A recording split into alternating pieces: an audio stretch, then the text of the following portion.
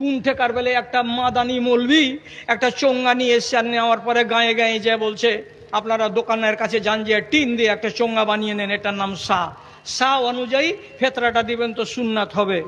আরে আল্লাহর বান্দা, সা অনুযায়ী ফেতরা দিলে যদি সুন্নাত হয়, আর কিলো তো দিতে গেলে যদি সুন্নাত না হয়, তো সায়ে কি রসুল্লাহ চাইল ভরেছিলেন? তোমার আব্বা বলতে পারবে, তোমার মরা দাদা বলতে পারবে?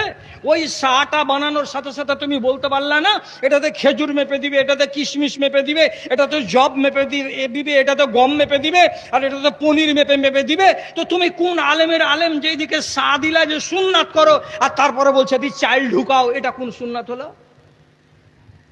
কে লড়ে বাপের খেয়ে?